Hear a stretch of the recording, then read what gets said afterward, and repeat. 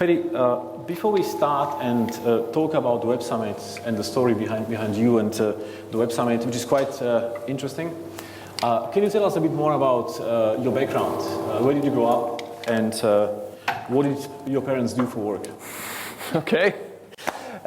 So I grew up on a farm about 30 miles south of Dublin, so a dairy farm. My dad milked cows all his life until he retired about 10 years ago. And he was pretty obsessed with cows. But abnormally, he was even more obsessed with computers, which is odd for an Irish farm in the 1980s. So from the year I was born, our house was just filled with computers and surrounded with cows. And my dad was pretty sure that cows were not, relatively speaking, going to be all that important by the time I grew up. So I was pretty much banned from ever doing anything on the farm. And he just wanted to teach me anything about computers. So he's obsessed with Apple computers. So we had all the kind of early Macs. And the first PDAs, which were actually made by a British company called Cyan, if anybody kind of remembers those. They initially were very bulky looking calculators, and then later other devices and lots of early games consoles. And now my dad is properly retired. He doesn't milk cows anymore, and he just contributes to different open source projects. He absolutely loves the WordPress community, and yeah, I guess all the other farmers around the place thought he was a complete fucking weirdo. But as he was trying to insist that maybe Excel could help make their lives better, and then in turn the internet, and they were all sure that was just a crazy idea. It's a very cool story. Yeah. How did you discover you're a geek? You like technology. You like anything which has to do with something technical? I'm not really. I didn't do computer science in college. I was always trying to build software in college, even before that. But I'm not really. I don't know. I'm into. I'm not. I don't think I'm a massive geek. Thanks very much. But yeah, like different things happen. So when I was in secondary school or high school, when you were 15 in Ireland, you could do a mini company, and a mini company was just like, when you're 15 or 16, you got to pitch. This was in the late 1990s. You got to pitch to your class an idea for a business, and then you'd hopefully get people that would be part of your mini company for a few weeks, and you'd make a product and you'd sell that product. So I went to the front of the class, and my idea was to create an e-commerce store to sell everybody else's products, which were all physical products like lamps and envelope openers and stuff like that. And the teacher kind of said, no, it has to be a real company. It has to be an actual company. I don't know what this is. And I was a little bit upset, and then eventually after the class, the teacher kind of made a deal that if I could make it on a computer but print it out and sell it, that would count as a company. And so I knew nothing about design. I knew how to kind of make basic websites. So I got a 30-day free trial, lots of CDs from Adobe, and started learning how to design. And I was pretty bad at it. And then, yeah, so you just pick up shit along the way. And then when I got to college, the first way I could make money was making posters for kind of nightclub promoters, which led to something else, which all these things just keep on leading to other things. So you've been going through the social scene a lot, right? The social scene. The posters for nightclubs. Yeah. Did you hang out a lot with the social mind, with people who are gathering together, or how did you discover that you can work with people so well, bring them together? So I was making nightclub promoters for just people that kind of became my friends, but I had no interest in going to the nightclubs. And I asked these guys, very kind of cool guys, if they ever thought of making a kind of email viral kind of loop system for people that wanted to go to their nights. And they said, no, we just do posters and flyers. And I just thought that was really inefficient. So I made this very basic invite system to go to a particular night in Dublin, and did a deal with the promoters that if it worked, I'd take half the revenue and they wouldn't have to pay for the software. I'd go and make the software. And so the way the system worked was the only way you could go to this night was if you got an invite. So the promoters would invite their kind of 25 closest kind of cool friends on campus, and then the only way they could redeem their invite was by inviting 2 guys and 2 girls. And because campuses or universities are quite dense social networks in and of themselves, it would spread quite quickly. So I inadvertently became a little bit of a nightclub promoter for a short period of time, and I never went to any of the nights, but I just collected the money. And then you're working with some startups. Did you learn anything interesting while working there? Yeah. Yeah, I've never worked for another startup. I've just worked on my own ideas. And, I think in truth, I've worked on so many things, and all the way along, you're just learning. I tried to build a really bad social network that nobody ever used in Trinity in my university, except myself and my mate Dave and some guy called Admin1. It never went anywhere. And then Facebook came on to kind of college. My university, it was the first university that was available in Ireland. Myself and Dave checked it out. Myself and Dave O'Loughlin checked it out, and we're like, oh my God, these people must be really old. They must know what they're doing. This is so amazing. And then we kind of Googled who they were, and we're like, fuck, they're a year younger than us. Well, we should just stop this immediately. And then after that, I started making an advertising kind of platform. A friend of mine called Paul, who subsequently built the ticketing software that we use, Tito. So I was always just kind of tinkering around with stuff. Yeah. And then in 2010, something special happened. And when I was doing some research for this evening tonight, I read that your baby sister gave you an interesting idea. So she says, yeah.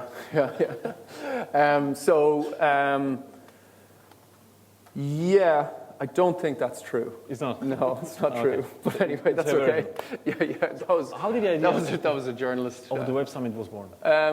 So the Web Summit, how was the Web Summit kind of born? Yeah, the Web Summit was born. I had a shitty experience in a startup. I didn't know what to do next.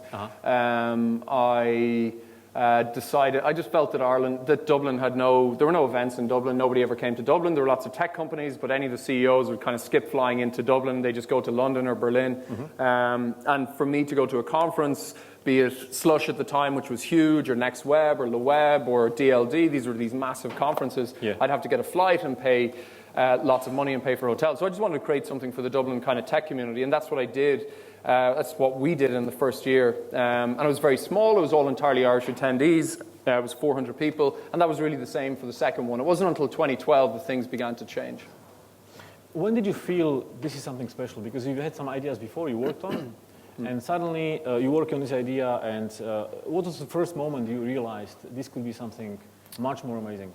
I honestly don't think it was for 2 years. So in the first year, the seed of what the Web Summit has become was I was trying to organize table plans and assign people so table plans for 3 nights of dinners, and then assign people to pub crawls on the opening night. Yeah. And so I had an event organizer, and I asked her if there was any good software for optimally kind of randomizing or distributing people to different tables at the scale of, say, 200 people for 3 dinners. And she just didn't know what I was talking about. So then I just sat down with my friend Kev, who I still live with, and he made a very basic brute force algorithm for optimally randomizing where people sat at different tables for 3 nights of dinners and the pub crawl group. So we didn't want all guys in any group. We didn't want all girls at any table. We didn't want all Russian guys at a table. Could be bad. And that became... So that was just in the back of my mind. And then in 2011, I started working with a guy called Paul Campbell on a product that he's built called Tito. So Tito was some ticketing software. And because of that, I went to Le Web, and I met Loic, who produced this amazing conference called Le Web, and Michael Arrington, who produced TechCrunch Disrupt that was just on, the guys behind Slush, Next Web, all of these conferences that were huge and completely international at the time. And at the time, the Web Summit, the second version of the Web Summit, was just entirely Irish. So I'd meet with these guys, and I tried to, they'd no idea who I was, and I was like, hey, I've got this kind of ticketing software. You guys should really think about using it. And I'd asked them a little bit about how they ran their conferences of 2,000 and 3,000 people, and I presumed they would use software to make it more efficient, because when lots of people come together, it's basically just fucking chaos if the only thing you have is like a searchable attendee list. What use is that in a world where for like a decade and more, Facebook and LinkedIn and Twitter use recommender systems to figure out who of their 200 or 300 or 1 billion users you should become friends with. So you go onto LinkedIn, and they're able to tell you, oh, you're looking at this person's profile, here are 10 profiles that are similar to this person that you might like to look at. or you're following 200 people on Twitter, here are some other people we recommend that you follow. So that's just based on something called recommender systems. It's pretty straightforward stuff, but for conferences it just doesn't exist, which to me, when I started to realize this for all these conferences at scale, I just came back to Ireland. Myself, Dave and Daire decided, let's move out of our sitting room and get an office and start building a company that solves this solution in some small way, and if we do it, then maybe people might enjoy conferences better at scale, and maybe Web Summit over time will become a bigger event. And that's so. Is Web Summit a tech company? I don't actually think there's any such thing as a tech company. I just think there are companies. It's like fucking electricity 100 years ago. It's like, are you an electricity company? And somebody could say, yes, we're using electricity. And you're like, wow, that's amazing. But like the truth is, if you weren't using electricity, after, I don't know, the 1920s, you were basically a dead company. So if you're not using software in some way to make your company work, you're just going to be a dead company very, very soon. So software is just infecting every single industry. So the idea of maybe there are kind of pure software companies, but I mean, every company is a software company, basically. When you speak with people who, for example, last year, around this time, a bit later, you speak with the tech industry, and everybody tells you they are going to the Web Summit. They're just going to the Web Summit. And if you didn't go, they look at you like, oh, really? You're not going? And when we ask the question, why are you going? It's not because it's a conference. Because you guys are doing something special. And when you dig deeper, yes, you care about the people bumping into other people to bring them into proximity and make sure something happens. And there was this article about the Web Summit in the Wired magazine, and about how you guys analyze data. Sorry, can you say this right? I can't hear where. Oh, really? You can't hear me? Okay, no worries, sorry. So, what elements are you guys doing to make sure the data is used wisely? Okay, so what are we doing to ensure the data is used wisely?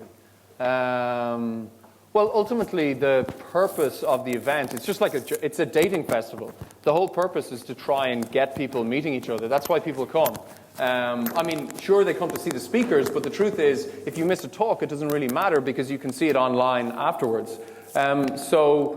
I mean, most people are coming because they get excited, or it's interesting, or it's valuable to have an opportunity to actually be in a room where there are many other people doing the same things as you, so trying to build companies, or they've built great companies, or they invest in companies, or they buy companies. And if all those people are in one place, in almost like a fishbowl like Dublin, it just becomes this kind of incredible opportunity. And if we can do a good job getting you on the right pub crawl or in the right room, then we're helping you get even more out of the event. And that's what we would see as using the data wisely. But we're by no means perfect, and there's lots of reasons not to go to the Web Summit. And you have to be very clear, in your expectations in terms of what should come out of the Web Summit. Yeah. Can you hear me now? Is it better? I'm going to use the microphone. So. The next question for you is when you do these events and you're using proximity for people, and there are people who are going there for meeting investors, there are people who are going there for getting inspired from speakers. Mm-hmm.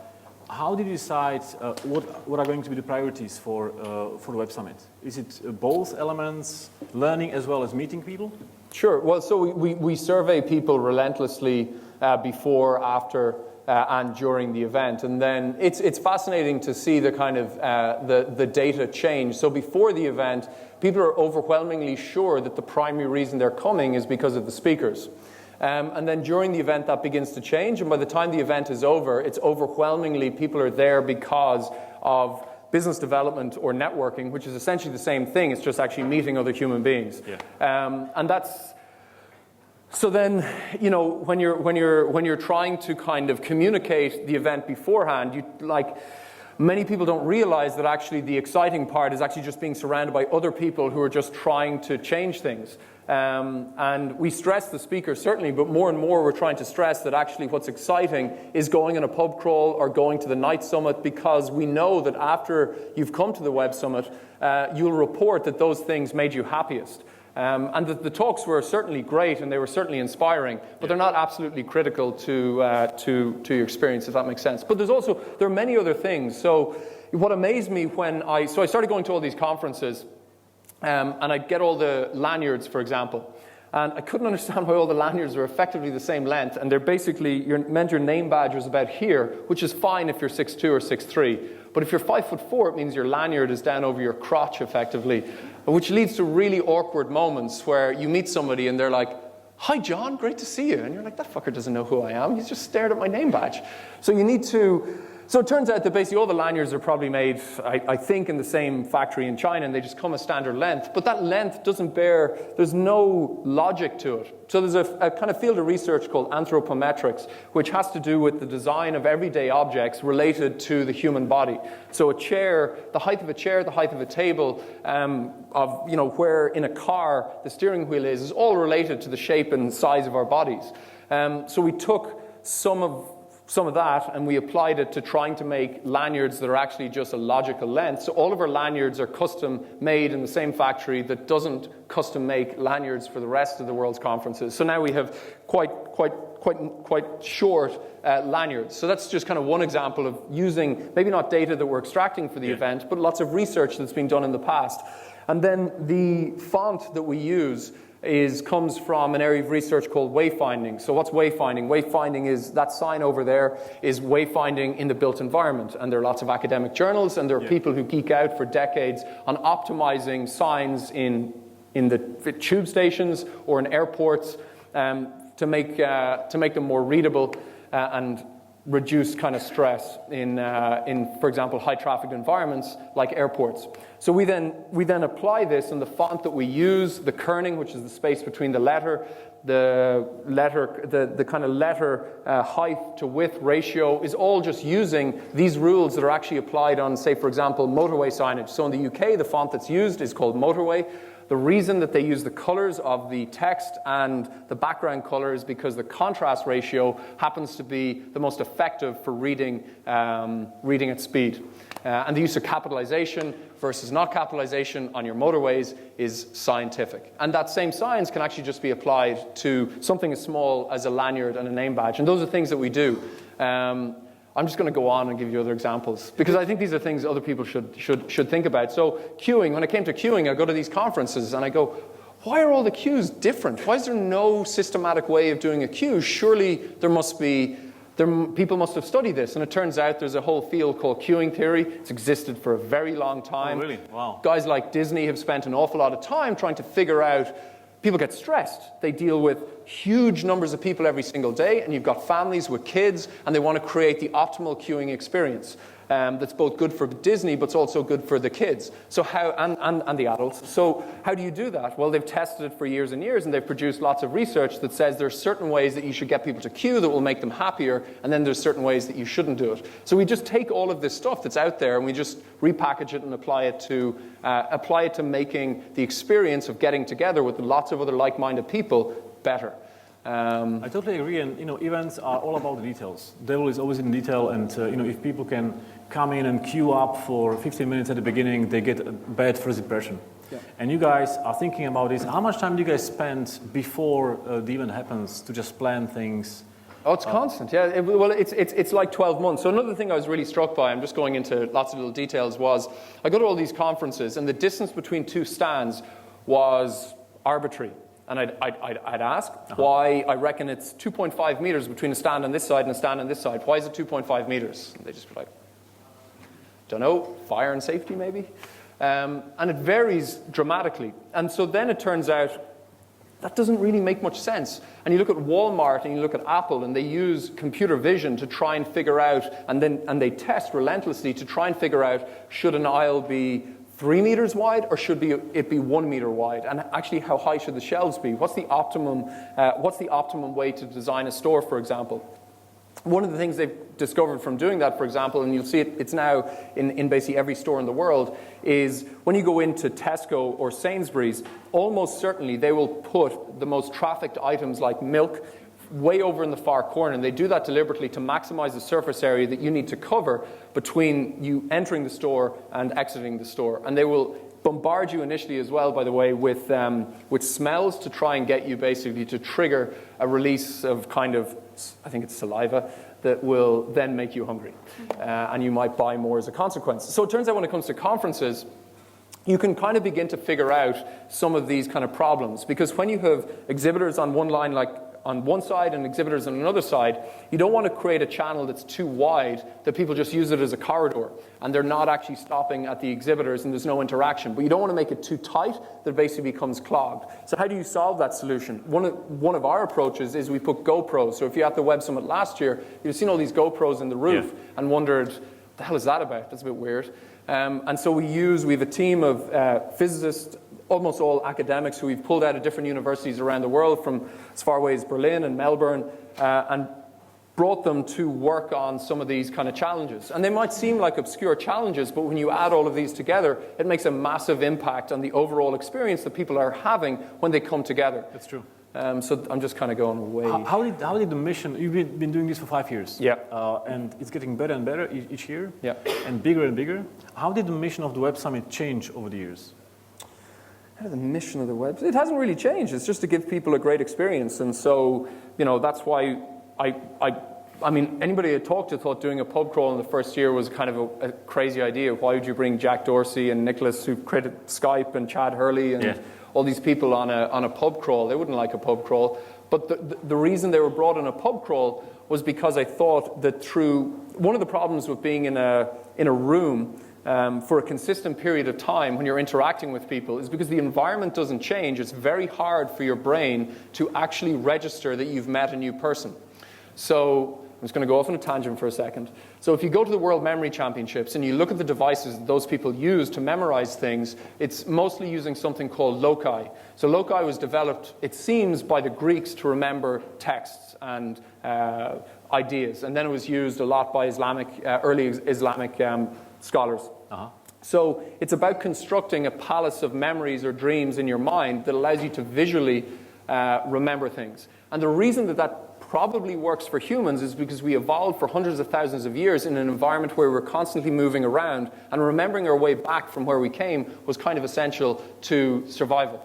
So, as odd as it sounds, I believe that putting people on a pub crawl would not just keep jumbling people up because you'd leave a bar and you'd suddenly be walking beside somebody else, but it would also become easier for you to remember the 15 other people or 14 other people that were on the pub crawl with you. And so that's one of the reasons that we do pub crawls. That might sound wild, but that's I really just believe that all of these little things just add to enhancing people's experience. And the pub crawl is just for the top 15, 20 No. people? We took 5,000 people on pub crawls in the opening night last year. Yeah. And so one of the things that we do, so you end up, you basically get an email that says, hey, you're in pub crawl group 171. Please go to the Hairy Lemon for 7:30 p.m. And look for a person with a sign that says 171. So then you arrive. And the group that we've put you in is not random, it's not human curated, it's machine curated. And obviously, we're trying to solve for some different problems. And I'm just going to talk openly because I think all conferences should do these very basic things. So when we put you in a group, say you're a gaming startup, we will try and find other gaming investors, maybe a journalist, and other kind of key stakeholders in the ecosystem, put you all together. But one of the other things that we'll try and do is minimize the chance that you know everybody in the group, but maximize the chance that you'll know at least one person in the group. And the reason that we think that's a good idea is because when you first arrive in Dublin, you're a little bit overwhelmed and unsure of how this whole thing is going to work out. So throwing you into a group with somebody you automatically go, oh, hey, God, it's great to see you. How are things going? It just kind of is a nice icebreaker. But then as the event kind of gets a little bit older, we just try and make sure you're meeting as many new people as possible, because we presume that you'll be a little bit more open to that and a little bit more relaxed, because you should be somewhat more grounded because you know some kind of key people at the event. So that's kind of some of the stuff that we do. It's very interesting. And in the pub crawl, did you start with the first ever pub crawl with Bono, or? It was actually the second year that he took a pub crawl. Yeah. And then he comes ever since. Yeah. And Joffrey from Game of Thrones and all these other people. Yeah, so it's good. How did you build the audience? How did you build your audience? That's quite amazing to see 22,000 people in one room or in one space going at it. In many pubs. Well, I think it's like any product. You know, you should never set out to build a product, I don't think, that lots of people will buy. That just shouldn't be your aim, I don't believe. I think your aim should just be to build one really great product. And if you just focus relentlessly on just building this incredible product, then over time, people will kind of self-select your product over any other product. So, you know, the feedback loop obviously takes time. You can't just create a conference and 50,000 people will show up. Yeah. But over time, if a portion of people that come from Norway have a good time and they go back and they tell enough people, it's going to organically kind of begin to accelerate and grow quite quickly. So it was a very, very small conference. It did take until the third year for, aside from Ben Rooney, who came as a journalist in the first year, I think he was one of 3 or 4 journalists. Thank you, Ben. It took time. It took time for kind of word to spread. And now, you know, you can see, you know, I've no idea why, for example, you know, certain cities like Mexico or Mexico City or Buenos Aires just has huge numbers of people that come all the way to Dublin. But I don't know, it just happens. And you can't, like, there's this kind of myth that like data can tell you everything, but you know, a lot of the time there are blanks. You just don't know. I don't know why so many people come from Warsaw, but not necessarily other cities that are very close to that city. Maybe somebody who is deeply influential in that community came, they went on a pub crawl with Bono, and they went back and they said, everybody gets to go on a pub crawl with Bono. You should definitely come to the Web Summit. Are you using any services like cloud for investigating who are the leaders you should engage in? To bring people in? Yeah, so we build all of our own software for. So internally we build a lot of software, and the software, when I think of software, you know, I think it's getting cheaper and quicker to build ever more sophisticated software with an ever smaller number of engineers, because you're building on top of kind of entire stacks of other people's software that's solving really complicated problems that you previously had to hire people to kind of solve. Yeah. So instead of building software for other people, which is the kind of the thing that everybody does, like SaaS-based software kind of stuff, I'm not a massive believer in SaaS software, but I can go into that in a moment.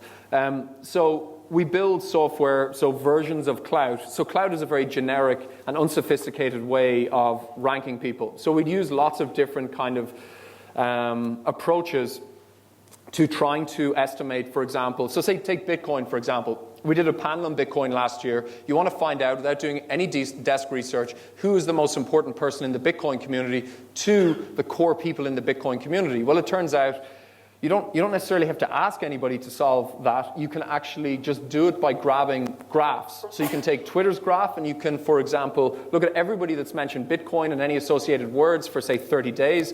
You then look at all of those people that have mentioned those words. You look at everybody that follows them, everybody that they follow, and you go out n degrees. And then you end up with, say, a graph of 10 or 20 million people, and then you can basically crunch all that data, and you can pretty much figure out what's the core of the Bitcoin community, and in the eyes of the core Bitcoin community, who are the most important people. So it turns out that Gavin Anderson, who's the CTO of the Bitcoin Foundation, is pretty much the dog's bollocks of Bitcoin. So he was the first, he was like guy number one that we approached to kind of speak. And then from there, you have maybe 1 or 2 other speakers, and then you let the Bitcoin community know, and then lots of them show up. So that's... And approaching guys to speak, how hard, how easy it is for you? Well, I think it's a lot easier than people presume. You know, I just think you should... Just the cold emails, you speak to a friend who knows him. How do you guys do that? So at the start, I didn't do any cold emailing. I just used Skype, because you can actually message people on Skype without being connected to them, which is kind of pretty amazing. And certainly back in 2010, pretty much everybody in tech used Skype. Yeah. And if you're in tech, generally, if you were Nicholas Zenstrom, you were just Nicholas on Skype. And if it was very easy to find people. So I just kind of messaged them on Skype, and then we'd cut out the email, and then maybe we'd jump on a Skype video call and go from there. We had Mike Butcher from TechCrunch last month, and he mentioned he gets pitched to a lot by Skype. Yeah. He doesn't really respond to that anymore. So do you still pitch via Skype, or you don't have to anymore? Mostly we just do email. Yeah. Uh-huh. So that's how we get the speakers. And in terms of the audience, what is amazing to me is you guys get 90% of the audience from outside of Dublin. Yeah, well, Dublin's like the 55th largest city in the European Union, and Ireland's a very small country. So more people come from London to Dublin than people from Dublin come to the Web Summit. And it's just it's a small country. It's only a natural, I mean, the UK's got 60-something million people. Ireland's only got 4-point-something million people. So it's an inevitability after a while that there's just going to be more people from the UK coming to Web Summit than there are from Ireland. The market's just huge. There's probably as many people coming from Manchester, I don't know, to the Web Summit than there is from Dublin. Wow, that's interesting. And when you organize these conferences and you make them better step by step, and you're obviously going to other people's conferences, what have you learned from your competition?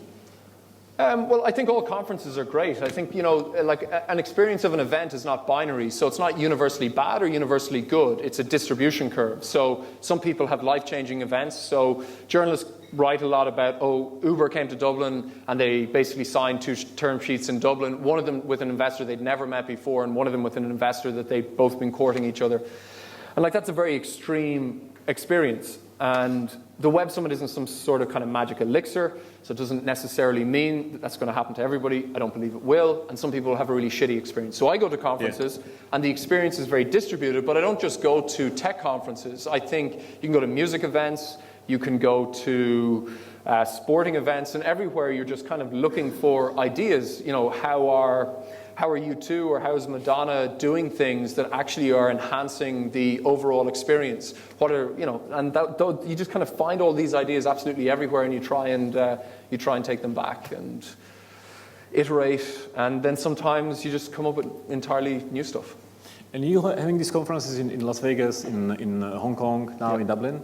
Are you applying all the rules at the same time, all the rules in all the cities, or you are adjusting to the local environment? There's a little bit of both. So obviously there's, so one of the big differences that we learned in Hong Kong was the appetite people had for talks was much bigger than certainly in Europe and the United States. And the appetite to just engage with all the startups that were exhibiting. It's I don't know what it is, and I don't know why it happened. Like it was our first time doing it. And you couldn't predict it. But the kind of the traditional networking spaces that we created were almost empty, and people were either listening and learning, or they were literally interrogating all the startups as to what they were doing. There was just like no messing around, no time wasting. Interesting. It was even hard to move the people out of the venue afterwards. Whereas in Europe, I don't know, we kind of programmed a little bit, or not programmed, do we learn a little bit differently how to kind of interact? Maybe we're a little bit more casual with our time. And whereas like, certainly we're going to India because the startups that we saw that came to rise from India, there were more startups came from India than any other country outside of China. And just the caliber of the startups is absolutely incredible, and these guys just don't mess around. And you talk to them about, they've got 100 employees, and you're like, what do you do for perks? And they're like, perks. This is a Silicon Valley thing. It's a sign of weakness. If you hire somebody because of perks, it's the wrong person. You shouldn't have perks in your company. Free coffee? You shouldn't have that. That's the wrong type of engineer to hire. An engineer wants a free bike? That's the wrong type of engineer to hire. And that's like, it's an intensity that I'm just like not familiar with, and I don't know if I'm comfortable with it, but it's just mind-blowing. So that's a different, I don't know, I think we're pretty comfortable over here in Europe, and we've had a good ride for 500 years. So now we know about the speakers, how you get them, and how you get those speakers who are not so obvious. You get those top speakers like Elon Musk and Bono. Where do you find those interesting ones not many people have heard of? So we just basically, we try and algorithmically figure out people that are maybe trending but not necessarily on kind of the official media radar, and that's happening all the time because things are moving so fast. So you'll end up that you'll have people doing interesting things increasingly outside of traditional kind of hubs. So it's no longer San Francisco, it's no longer just New York, it's no longer just London and Berlin. There's immense amount of activity happening all over, let's just say the Western world, for example. And sometimes you can pick up on that activity through lots of different ways. You can look at stuff on kind of on Twitter at scale. You can look at App Annie. You can look at SimilarWeb, Alexa, and you can combine all that together to try and get a picture of, hey, there's a game coming out of Croatia that nobody's written anything about, but it turns out it's actually lots of people playing this game. We should really get this guy to come and speak. So you get the speakers using those algorithms and watching trends, right? Yep. And we have the question here on Slido. Has anyone made any indecent proposal in order to be a speaker or at any of your events? Indecent proposals? To me, personally? No. Yeah. I mean, people, so one of the things that we do is, and we've done it since the start, is there's like a church and state separation between partners and editorial. Yeah. Because I've gone to a lot of conferences as somebody that's a startup, and then I listen to this person on stage, and I'm like, what the fuck? Like, this person is just talking complete shit about a product that they're being like employed to push, and it's kind of like not really helpful at all, and it kind of kills. Okay. It's very obvious to everybody in the audience, and I don't know why. It's a lot of kind of older companies seem to think that this is what they should do. They should pay a lot of money and then should get up on stage and tell everybody that this is why you should be using our magical product. And it's kind of like, it kind of ruins events. So that's, I don't know if that answers anything. So you're watching out for those. So we get indecent proposals in terms of people saying, oh, here's a whole lot of money, put us on stage. And we're like, nope, that's two totally separate teams. And they literally don't talk to each other. And it's like lockdown. And I think that then creates, just from an editorial, it's the same with the newspaper industry. So, you know, the really, I think the best remaining newspapers in the world are ones that try relentlessly to separate the influence of advertising on editorial. So, for example, you know, the Wall Street Journal or the New York Times still won't allow you, if you're meeting a reporter, buy them a coffee. I don't know, there's some journalists in the audience, they might be able to tell me if that's changed, but there's just this kind of clear-cut understanding that these two things should not be influencing each other. Okay, that's pretty cool. And when you're mentioning Wall Street Journal, our next keynote speaker, actually next month, is going to be somebody who sold the company for 180 million last week to News Corp. And she actually sent me an email saying that, because I asked her to come along to this talk, funny enough, the deal happened at the Web Summit. Oh, really? And it happened because she was speaking in a panel with somebody from the News Corp, and they started talking. So these kind of random things happen. Why do you think so many businesses raise funding or start talking together? Is it because you really watch out for the randomness and for the serendipity? Yeah, so you're trying as much as possible. So there's obviously a huge number of startups exhibiting. They're divided into about 20-something industries. Yeah. And then on the other side, you've got about 1,000 investors. And you're trying to, there's this kind of unspoken contract between the investors and between the startups. So with the investors, they're flying from different parts of the world. You try to minimize the amount of time that you're wasting for them, and you're trying to maximize the quality of the startups that they meet. But then on the other side, you've got these startups, and you want as best you can to not waste their time by putting them in front of investors that just can't invest because they don't cover that geography, don't invest in that industry, and that takes a lot of time. So we're just constantly trying to do that. We don't necessarily get it right every time. We're not necessarily always responsible for an investor meeting a startup. At the end of the day, all these people are in the room for a reason. They're in the business of either investing in startups or they're in the business of growing their startup. And if they're a good entrepreneur, they're going to hustle like crazy and just find the right people. That's part of the challenge of being an entrepreneur. And if you're a good investor, you don't necessarily need us. You're going to be pretty good at figuring out the people that you should meet, the parties or the dinners that you should be at. But we'll do what we can to try and improve or engineer the serendipity. And there's a question which we have also on stage here on Slido.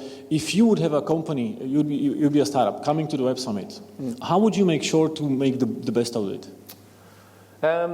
So we do a lot of hangouts and write some blog posts about that. It really depends. And when we look at the data and we look at the experience, if you're a second-time entrepreneur exhibiting as an early-stage startup, your experience at Web Summit is dramatically greater than a first-time entrepreneur. And that I think is partly because you've been to conferences before, and you also have been through the experience of trying to scrap like hell to kind of win the startup lottery. So some of the mistakes, I think, is primarily preparation and expectation. So the preparation is not putting in the legwork. So if you're going to be in Dublin for 4 days or 3 days, you probably need to put in at least a day's preparation for every day that you're in Dublin. Like just looking through the list of investors, you shouldn't just expect, so you'll get these emails from startups saying, I reached out to Peter Thiel, but he never responded on the app. What's the story? What's that about? And you're like, fucking hell. And you're like, it's like he's here and he doesn't want to meet startups. Like, is he investing or what? And you're like, Jesus. You're like, Peter Thiel really invests. That's what he does. He's not doing anything else. He's actually investing in startups. That's his thing. But like, there are 1,000 other startups that want to meet Peter Thiel. And Peter Thiel pretty much, he's going to meet about 20 startups and he's going to make damn sure they're the exact startups that he wants to meet. So that expectation sometimes is difficult because many times, entrepreneurs see things that are wrong with the world and they want to change it. So in a sense, they're crusading against what they see almost as injustices in enterprise software, something like that, or something. And as a consequence, they're quite emotive people. So I see it all the time, and I'm an emotive person, and that's fine. But I think sometimes expectations are wrong. We do our best to kind of manage those expectations. And a lot of those expectations are not met because just people don't put in the amount of time. And they also don't know how to kind of hack the conference.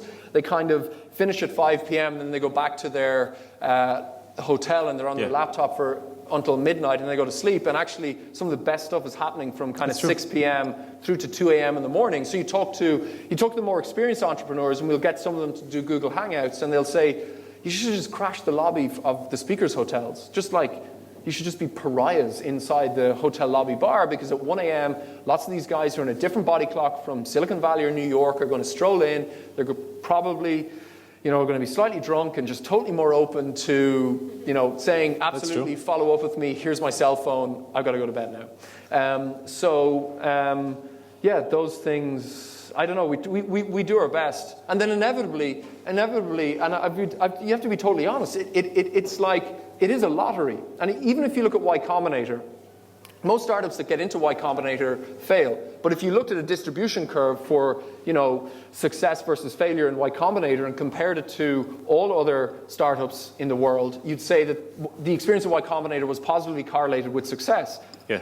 But your chances are you're actually going to fail. And that's also a reality that happens at Web Summit. The chances are some of these startups will do absolutely incredible things. This happened last year. There were 40 startups that had 1 meter stands. And in the 8 or 9 months after Web Summit, 40 of those startups had already raised $1 billion in capital. And they were almost all pre-Series A last year in Dublin. It's a bit scary. But there's lots of other ones that probably don't exist anymore today, and that's just the reality of. It's true. You mentioned Y Combinator. We had Sam Altman from YC in February on stage, and he mentioned something quite incredible.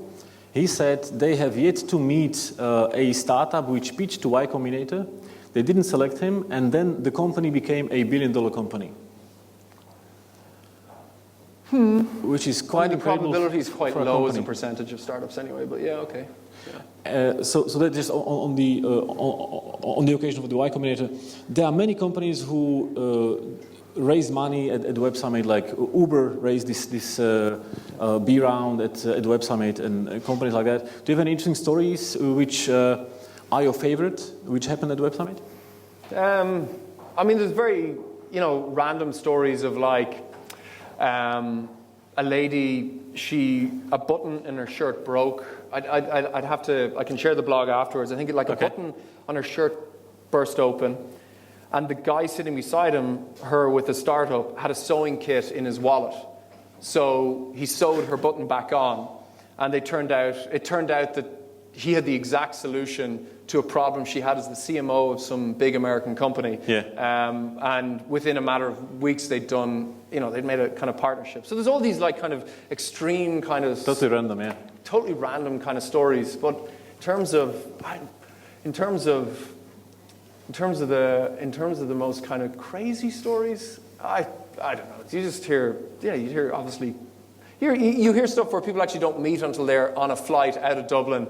And they start turning to the person beside them to bitch about Ryanair, and then they find they have this initial common bond about Ryanair, And then 45 minutes later or 50 minutes later, they're in London, and it turns out that an investment is made. So there's stuff happens. there's lots of stuff happens. Yeah. Investment. You really going out of the way and walking the extra mile for the startups. And apparently last year, you guys arranged almost 10,000 meetings with investors.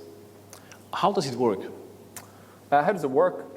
So it works. It's kind of like dating, but the power is initially in the hands of the investors. Yeah. So we've all these investors.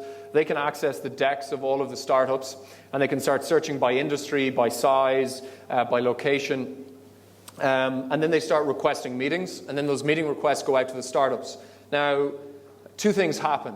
Of the, say, 1,000 investors, you can be damn sure the Andreessen Horowitz, the Excels, the Indexes that are heavily staffed and have got great associates and principals, they do a great amount of legwork, and they make sure they're requesting as many meetings as possible. But then there are other investors who are kind of, it's just 2 people, 3 people. They've got a great and interesting fund, but it's very hard for them to kind of cover the ground that an Andreessen Horowitz can cover ahead of Web Summit. So we will then, based on beginning to observe the patterns of requests that seem to be made, and then what we know about the investors and their kind of focus, we'll begin to assign meetings to investors that haven't had the time to pre-arrange meetings. And then we will balance it out by obviously giving them what appear to be some really good meetings, which is good for the entrepreneurs, by the way, because what you're doing is... So if we begin to see basically an entrepreneur getting a lot of requests from tier 1 VCs, we'll make sure they get even more requests, which means when Andreessen Horowitz sit down with them and say, have you met any other investors? And they go, yeah, I've met Google Ventures, Excel Index, Benchmark. Yes. And that's great for the startup. But then at the other side, you'll have startups that don't get any requests, and we then try and reassign those guys some meetings or mentor hours with entrepreneurs or investors who are going to give back about 15 minutes of their time, either to get pitched, or the mentor hours are there for just to give kind of advice. So if I have a startup who nobody from the big investors want to speak to, you can still help me with matching me up with a mentor who can help me? Yeah, but you can also just help yourself because everybody's there. And inevitably, I would say most of the VCs, for example, that are there, and most of the journalists, we're not actually, Ben can probably, is a testament to this. We're not, I mean, he's doing most of the legwork himself. He's, that's the same with the VCs. They'll, pitch camp somewhere, and in the case of the bigger funds, they usually have a big kind of crew with them, and so the associates and principals will be doing a huge amount of work covering ground, just trying to find other interesting companies and filtering them, and then bringing them to bringing the best ones to the kind of relevant part. So it's a great thought. What you're saying that when the event's over, it's not over. You should still go to the pub and meet people and network with them and speak with them. What is your advice to people who have a startup, they want to pitch because they want to get some funding, and these investors, they've been hearing pitches all day, and they have this pitching fatigue. What do you think startups should do about it? Well, a good entrepreneur will just figure out how to stick in the mind of an investor. But I think if you talk to any of the investors or the experienced entrepreneurs, they'll say cornering an investor for 3 minutes and trying to relentlessly pitch him at a conference at 5 p.m. or 10 p.m. is probably not a good idea, but actually just building a rapport with that investor so that when they have an actual proper free amount of time, they can maybe meet you for a coffee wherever they're based in the world. And I think sometimes that's a better strategy. Just build a little bit of rapport over a minute, something that forms a memory that means that investor, when you email her, she's going to kind of go, oh, I remember those guys. Yeah. Let's speak a bit about your future. So you managed to build something from a couple hundred people into 20,000 people last year. How can you grow so much and still keep the identity? So you're referring to Web Summit or all the other conferences, or the Web Summit? Yes. Oh, so the Web Summit started as a single conference with a single stage. It's now 21, 22 stages. So if you're an angel investor, there's a dedicated conference within the conference for you. So if you think about it, at the top, there's the Web Summit, but actually the Web Summit is just about 20-something other conferences. And within those conferences, then there's nighttime events, side events, dinners, meetups. So if you just want to stick with a bunch of engineers, then you can go to the Code Summit, and you can go to like Python meetups or Rails meetups or whatever you want to do, and you don't ever have to interact with marketers. But if you really are an engineer and you want to like see what's going on in the world of marketing, then you can just go to the Marketing Summit and you can go to all the kind of ancillary events. So it's like each industry has its own ecosystem. And if you're a designer and you kind of just want to go check something else out, and you're kind of very into Internet of Things, you can just go and do that. So, you know, there's a choice. It's like a menu. I was the last year. It was quite amazing. Everything was perfect apart from the internet connection. What did you guys do to make it better this year? So we're working as hard as we can, and I'm hopeful. It's challenging, I think, at the scale that we operate, and it's challenging for any conference at the scale that we operate. Thankfully, two things have happened in the last year. One, there's this thing called 4G in Ireland now. And two, Neelie Kroes, her legacy was actually, at least if you're European, roaming charges are effectively, like you just get like 500 megabytes of data a day or 200 megabytes of data a day just because for free.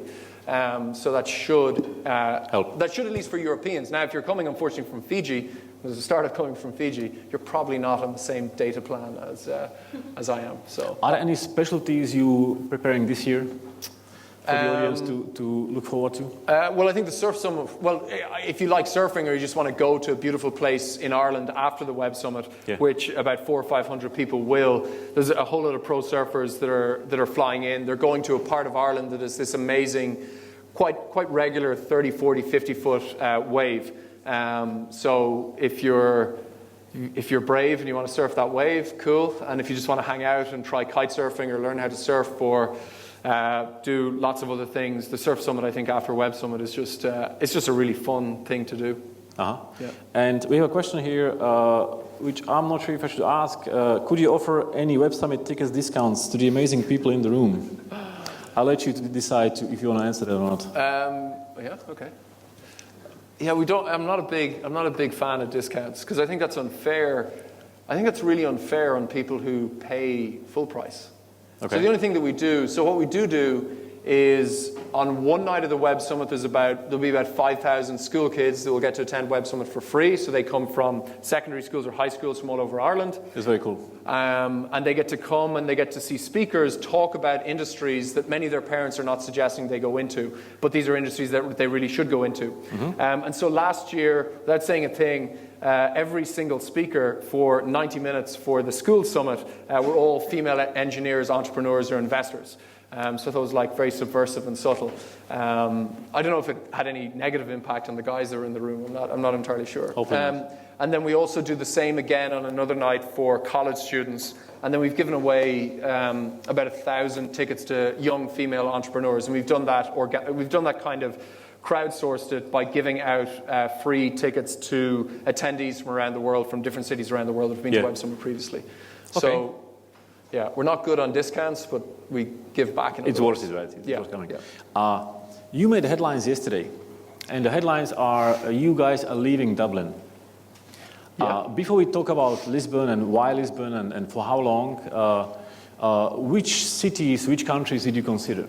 Oh, lots. So from Paris to Amsterdam, Copenhagen, here in London, Barcelona, Madrid, Milan, and who were the Edinburgh. Ones in the shortlist? Which ones were the ones in the shortlist? Well, I think it was quite public. In the end, it kind of came down to London, Paris, Amsterdam, and Lisbon. Okay. Yep. We have a question here for Web Summit 2017. It's obviously a biased room. It's 0% for Berlin. That makes no sense. There's actually something which people vote themselves. Where do you think, guys, the Web Summit in 2017 should be? That's so boring. Is it? What do you think?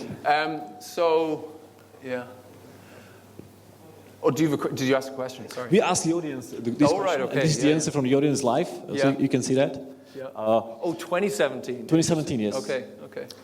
Is there a chance you guys will be leaving Lisbon at some point, or you want to stay there forever? So we're in Lisbon for the next 3 years. So I went to Lisbon quite a few times. I went to the kind of key cities in the end quite a number of times. And Lisbon is I just think Lisbon is just such a class city. It's like, Mike Butcher was there recently from TechCrunch, and he said it had, Berlin level cheapness, which is very true. It's even cheaper than Berlin. But it has Southern European weather, which is just epic. It's got amazing surfing, which Berlin, to my knowledge, does not. And True. it is, it's just a really great city. And there's it's got great food. It's as a city as well. So one of the things you have to consider is the location of the venue. So it turns out the venue is this I don't know how, it's just this, there used to be this massive oil refinery in the 1990s, and it was abandoned, and they just knocked the whole thing and built a huge kind of state-of-the-art conference facility. What's the capacity of that? In theory, it can go up to about 80,000 people. So it's pretty big. And you're going to be planning for the conference next year there. Are you going to move your office to Lisbon for the 3 months before the conference? We're our home and our kind of HQ is in Ireland, and that's where it will remain. You're going to stay there? Yeah. Okay. Let's just open it up a little bit to the audience. So basically, now we have a few minutes left. Let's take some questions from the audience. Let's focus on quick answers. So anybody would like to have a question? Yes, we have a question over there. We're going to have microphones. I'm going to pass you mine. Paddy, Ben Rooney. I'm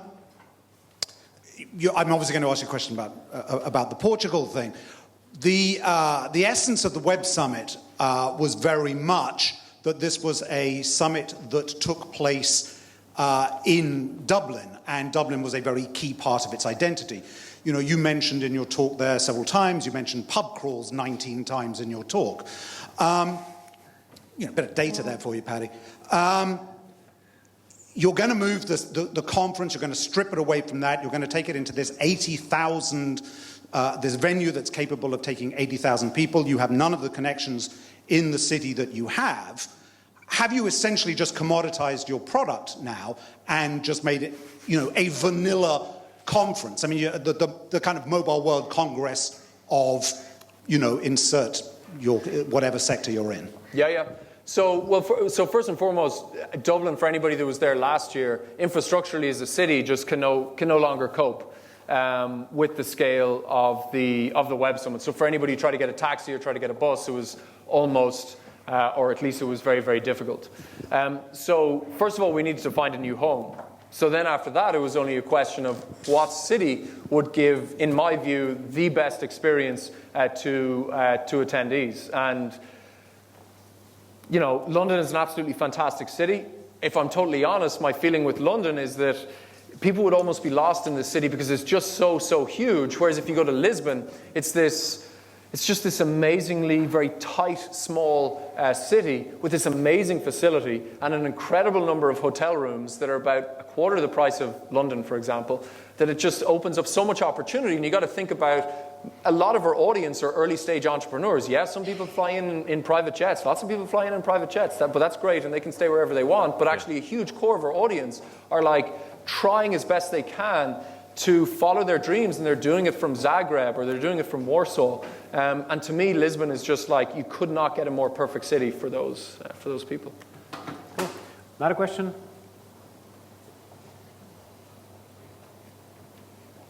Questions in the audience? We have one over there at the back.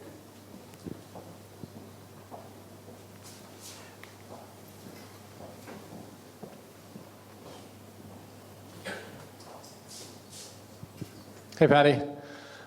Email marketing, you guys do an amazing job at creating scarcity, and I have to get the ticket now. What's your strategy? What is our strategy? Just email people a lot, I think. What do you think is the limit? How often is too much? 3 or 4 times a day, but they won't allow me to do that in the office anymore. So, I think you should be guided by. I think you should, for us, if we just try and keep our unsubscribe rate below 0.1%, which is very, very healthy. So people don't generally unsubscribe. at all. And so, yeah, what is our email strategy? I don't know. It's just to write normal stuff. Like, I hate marketing speak. It's just like, I don't like that. It's just like, write a normal email. It's like, if you are actually writing this email in an airport, just say like, hey, I'm in an airport writing this email. We have a few more speakers, might be of interest. See you soon. Are you writing those emails? Yeah, I still write some of those emails. Yeah. Oh, you do? Some of those? Yeah. No, I do write those. I write those emails, and I think there's this like, at the end of the day, a product and certainly a conference is a gathering of other people, and like writing content almost very robotically and coldly as the nameless, faceless corporation is just kind of weird to receive emails like that, depending on the product. So I think for a conference, keeping stuff more personable. But we try to evolve it all the time. And I'm sorry if I've emailed you more than 3 times today or yesterday or something like that. But yeah. Okay. Another question is here. First.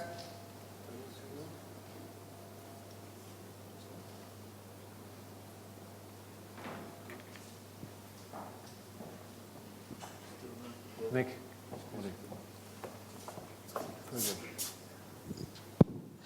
Firstly, thank you very much. I loved your insights that you shared.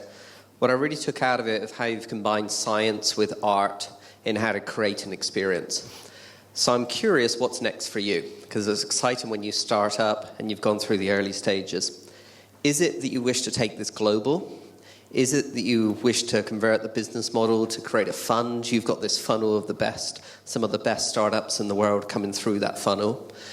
Or is it to go take this technology, which I kind of felt your passion into, maybe pop music concerts or something like that, and go take on another category?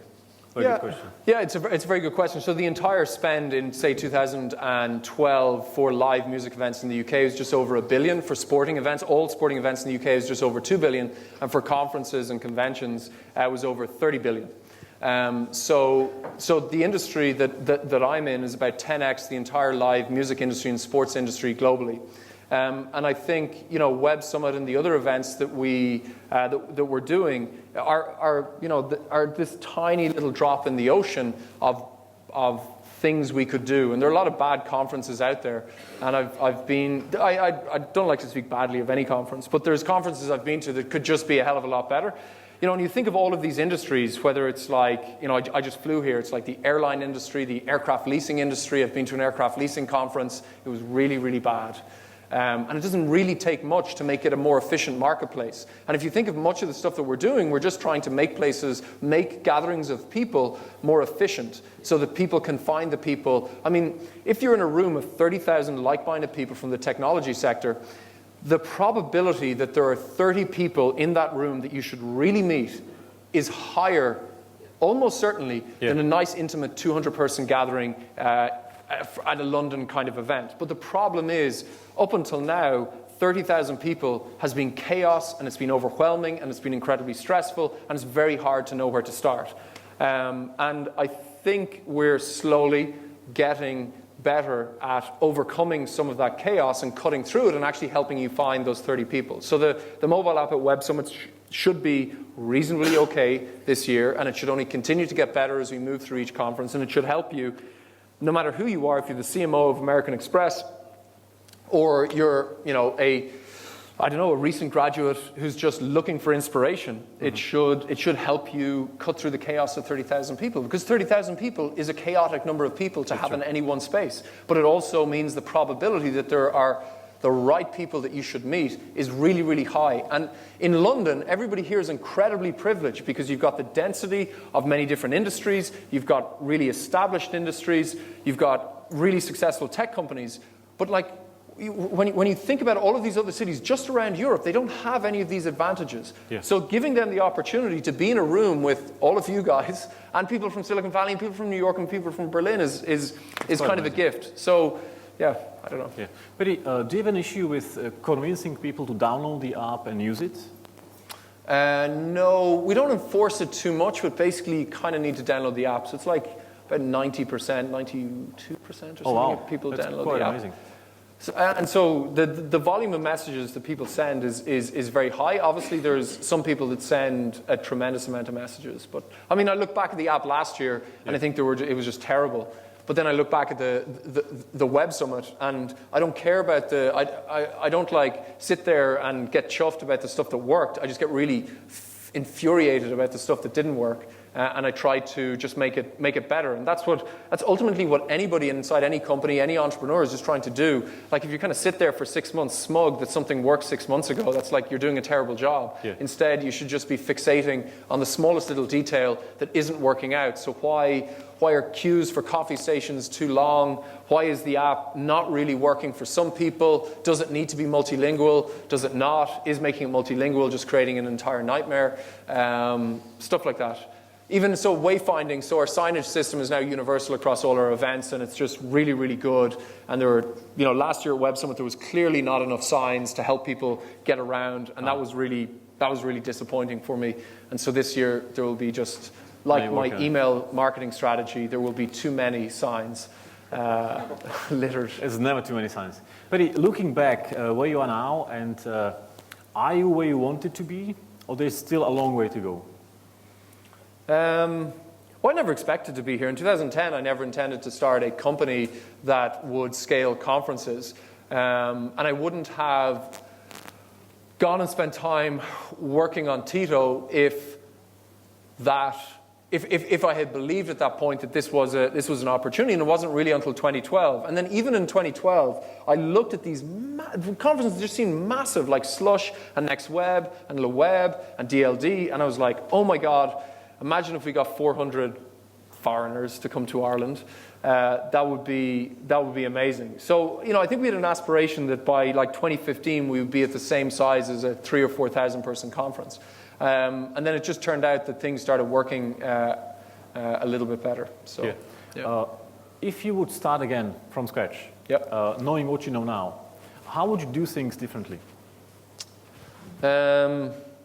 I just learn more, because I think when you're building a business, you basically just don't know what you're doing. You're basically constantly ignorant, and if you think that you know the answers to things, you're hopelessly naive. And so, I don't think for the first 2 or 3 years I did enough to, especially as we started hiring people to be a good manager of people or a good CEO. It's all very well having ideas and just saying we should do this, we should do that, but you inevitably have to learn how to be better at what you're doing. And I think I was probably a little bit unwilling. I was fixated on improving the product, but I probably did a pretty bad job being a good CEO or something like that. And I think that it like you just have to dedicate time to like, how should you run meetings? So I would ask. The kind of weird upside of doing the Web Summit is you have all these people that have built very successful companies and they want to come and speak, and you're like, okay, cool. Can you talk to me for 15 minutes about how you run meetings? And then you can talk to 5 people about how they run meetings. It turns out there is no framework for running meetings. Everybody's got a different idea of how running a meeting should work. But by talking to lots of people that seem to have built successful companies or have built successful companies, you can kind of parse together their different ideas, and then you can at least try or trial running a meeting. So, I've just picked and cherry-picked lots of different ideas in terms of internally, and I did not do that enough. I did not turn to all of these great people in the first 3 years and apply myself and try to get better at running just a group of people. I was just fixated on, like, what's the story at the Kerning on this badge? It's fucking terrible. We got to make this much better, make this better. And that's just not a good way to operate. Okay, and on this note, please give it up for Paddy Cosgrave.